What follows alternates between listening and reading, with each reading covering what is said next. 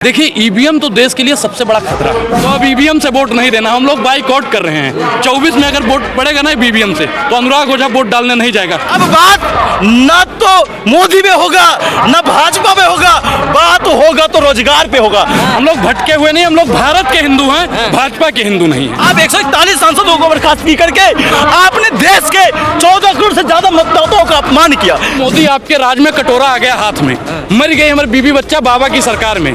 कन्या के सब खाता बंद है, कन्या गई घबराई है, महंगाई ने कमर तोड़ दिया, खर्चा हाई फाई है। भारत देश तो मोदी जी के साथ है। चुनाव के नतीजे में आप देखे नहीं। देखिए चुनाव का नतीजा जो आया वो ठीक है, हम लोग उससे सहमत हो, जनादेश था। लेकिन प्रधानमंत्री नरेंद्र मोदी जी रोजगार दो या गद्दी छोड़ो, हम लोग इसलिए आए हैं क्योंकि मोदी आपके राज में कटोरा आ गया हाथ में, मर गई हमारे बीबी बच्चा बाबा की सरकार में।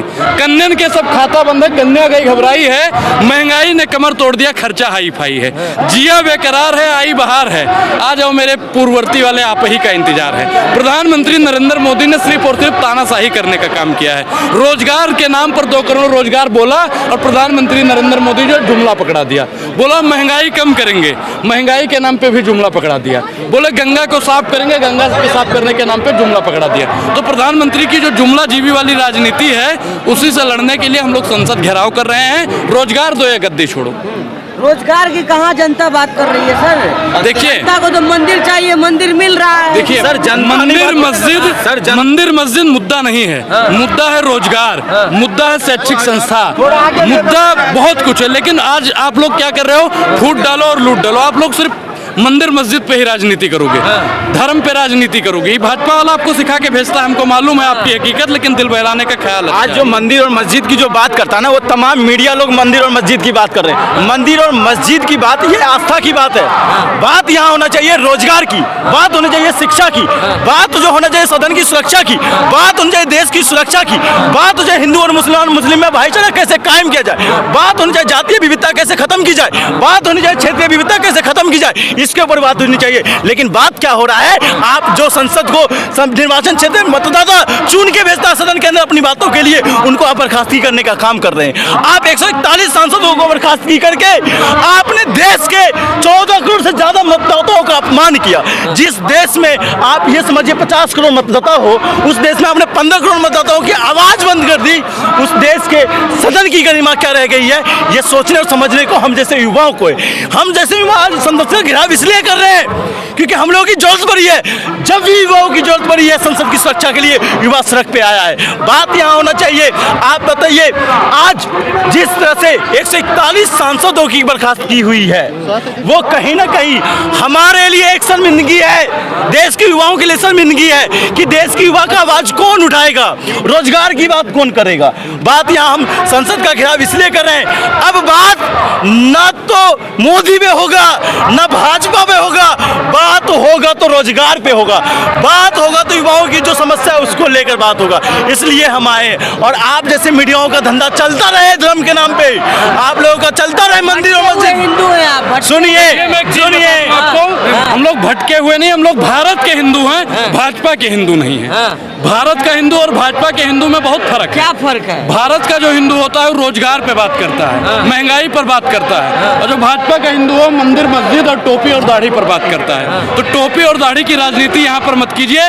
महंगाई और बेरोजगारी जो देश का वास्तविक मुद्दा है, रोजगार जो वास्तविक मुद्दा है, आप लोग उस पर बात करेंगे तो ज्यादा बेहतर रहेगा। हिंदू मोदी की गारंटी में बात कर रहा है राजस्थान में। नहीं, आप लोग अगर यशोदा बहन की गारंटी मोदी जी ले लें तो अनुराग ओझा मोदी जी की गारंटियों पर रुक जाएगा।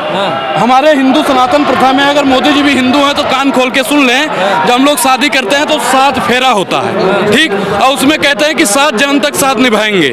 अरे भैया 7 साल तक मोदी जी साथ नहीं निभाए, 7 जन्म तक साथ निभाएंगे। और देश की बात मोदी जी करेंगे, जिससे घर न सुधरा हो वो देश नहीं सुधार पाएगा।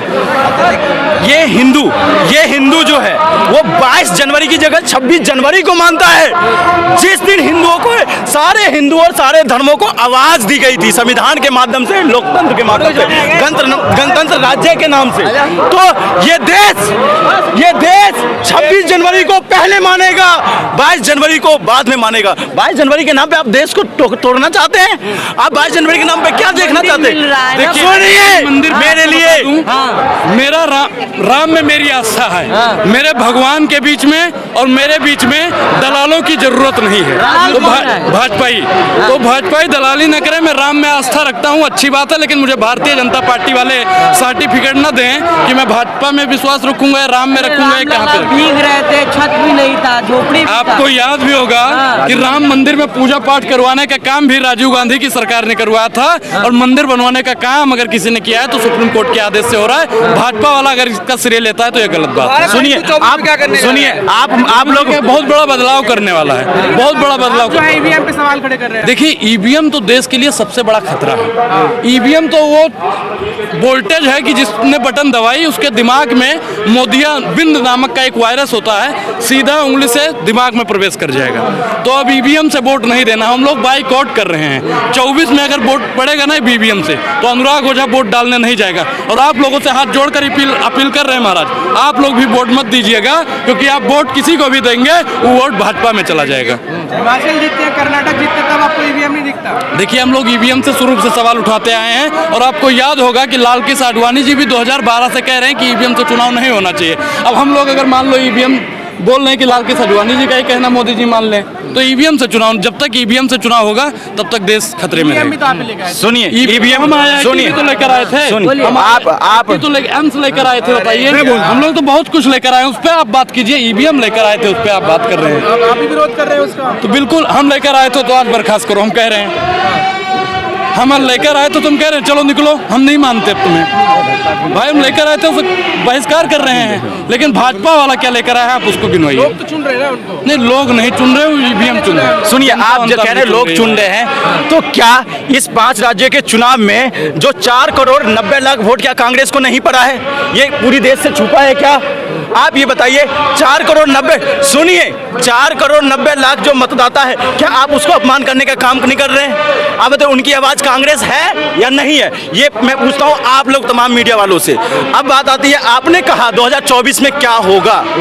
2024 में हम लोग फिर उम्मीद के रास्ते से जनता के बीच में जाएंगे और जनता से उम्मीद लगाएंगे कि आप रोजगार के नाम पे वोट दीजिए, आप सदन की गरिमा के नाम पे वोट दीजिए, आप एकता के नाम पर। मोदी के नाम पे वोट कर रहे हैं भाई। मोदी सुनिए, मोदी प्रचार कौन चला रहा है? मोदी प्रचार आप देखिए, 5 मिनट के डिबेट में आपने 50 बार मोदी का नाम ले लिया। क्या आपको संसद का नाम नहीं लेना चाहिए? आपको संविधान का नाम लेना चाहिए? आपको विपक्ष के वो तमाम नेता का नाम लेना चाहिए? आपको वो 141 सांसद नहीं याद आना चाहिए?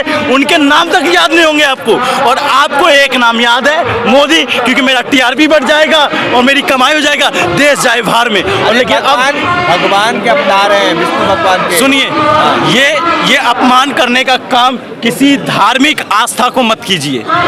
सुनिए, कोई आज का कोई युग पुरुष नहीं है वो। आज अगर कोई सुनिए मेरे चंपत राय कर रहे मोदी जी विष्णु। सुनिए, चंपत राय को सुनने वाला ही कोई नहीं। चंपत राय खुद कोस रहे हैं, मंदिर चंपत राय खुद कोस रहे हैं अपने आप को। उनको सुनिए, राम मंदिर ट्रस्ट में उनके सदस्य नहीं है, और वो खुद कोस रहे हैं अपने आप को, और आप बात कर रहे हो इनकी।